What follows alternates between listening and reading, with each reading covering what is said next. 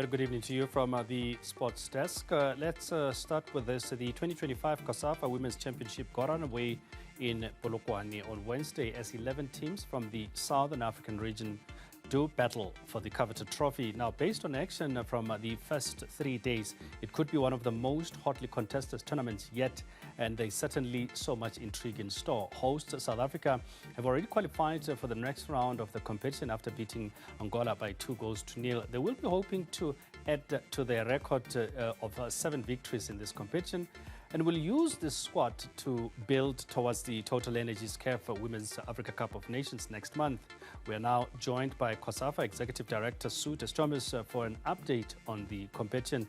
Sue, a very good evening and thank you so much for joining us. Thank you, and good evening to you and to the viewers.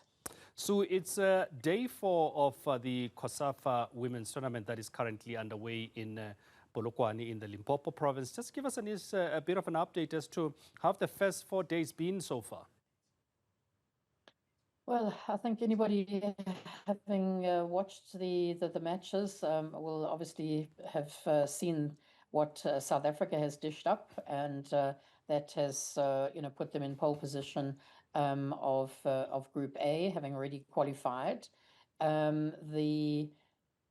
think they, in their group anyway, Malawi was the competition, is the competition, and they're lying in second position there, and having thrown the book at Lesotho yesterday. Group B was very interesting today, I think, in terms of the Zambia-Zimbabwe match.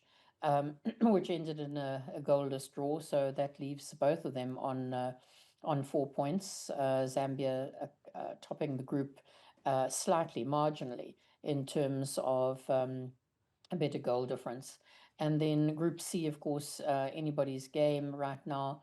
There's only three teams in that group, and Namibia won the first match against Mozambique. Tomorrow they'll play against Madagascar. It's Madagascar's first game, so still some way to go. And I mean, if you look at teams like South Africa, as you mentioned, and Malawi, you look at Zambia, who are the defending champions. These are teams that are using this competition for different reasons. South Africa, as coach Desiree Ellis has already mentioned that she's going to try out new combinations because the Women's Africa Cup of Nations is just around the corner. Indeed, and Malawi. And Zambia are doing likewise. They may not have the international players for this competition, but each of those other 2 teams are definitely also looking at combinations, fringe players, etc. To be taking the best team, that they can put together to the WAFCON, because the 3 of them have qualified for next month's continental showpiece. Let's talk about just some of the other competitors. I mean, you look at teams like Lesotho, teams like Botswana, Eswatini. How strong are they as far as this competition is concerned, particularly looking at this year's edition? Lesotho, didn't have a good game yesterday against Malawi, and their last game is on the 24th, coming up against South Africa. Have definitely upped the ante in terms of their standing, in women's football. They have made some inroads. Eswatini, I think, will be an interesting one in the last of the Group B games, where they play Botswana, and I think that did they play today? No, they played against. Sorry, but Eswatini, I think, could deliver something.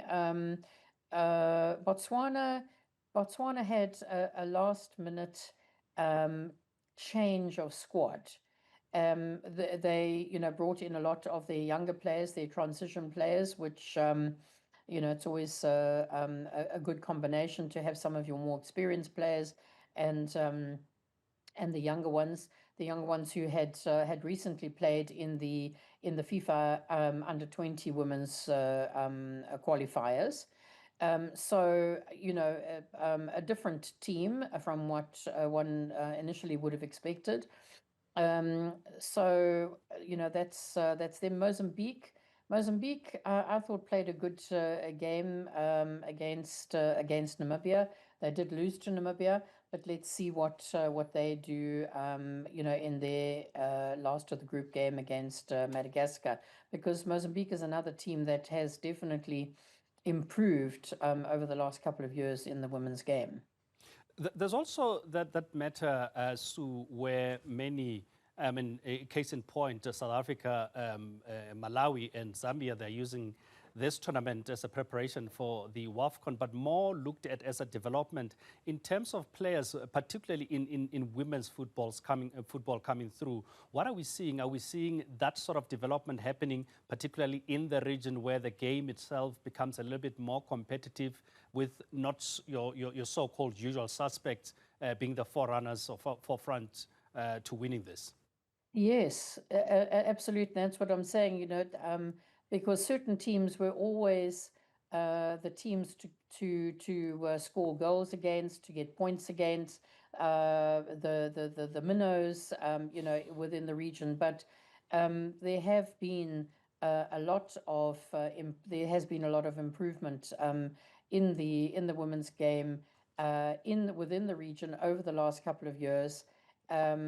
We've been the COSAFA Women's Championship goes back to 2002, I think it is, but it was generally played quite sporadically, in the earlier years because of funding. But since 2017, it has been played on an annual basis, and you can most definitely see that the rewards have been reaped because of consistent play. So, if a team is not necessarily, everybody can't be on a par with South Africa, with Zambia, etc. But if you're not in it, if you're not on the bus, then where are you going? So it's important, with as much as COSAFA, as the zonal body organizes competitions regularly. The member associations themselves have, also got to be in it to win it, and they have all, kind of generally consistently made efforts to participate in the women's championship. Well, one other thing, Sue, is that the COSAFA, be it the men's or the women's, is almost synonymous with South Africa. And this time you have taken the games to Polokwane. I've seen some of the games being played at the Seshego Stadium. What has the response been like, particularly when you take these games to a township like Seshego? We've had 2 days of play now, yesterday and today. And we've had a lovely crowd. As you know, Seshego has it's not a big stadium. It's got 2 stands, and we've generally been very happy with the crowd. It's been we've had full grandstands. We've had vibrant support. Yesterday we had the Polokwane grannies come out in their numbers and really supporting the home team. Today we had the Mighty Warriors, which is the Zimbabwean female supporters club that came to support the ladies. So we've been happy with the crowd and the turnout. There has been a lot of interest and excitement from the local community, because it's free of charge and it's good entertainment. So we're hoping that the rest of the matches, will go down as well. We know that we, of course, coming into the midweek, and then we're finishing off at the new Peter Mokaba Stadium for the semi-finals and the finals. South Africa already, of course, having qualified for the semi-finals, and we're looking forward to good crowds. good support. So, Destombes, we're going to have to leave it there, but thank you so much for coming through to speak to us. COSAFA Executive Director, just giving us an update on the competition that is currently underway. South Africa's having started very well in that tournament, yet to be beaten. Won their first 3 matches. They still have another match, and that will automatically qualify them to the next stage,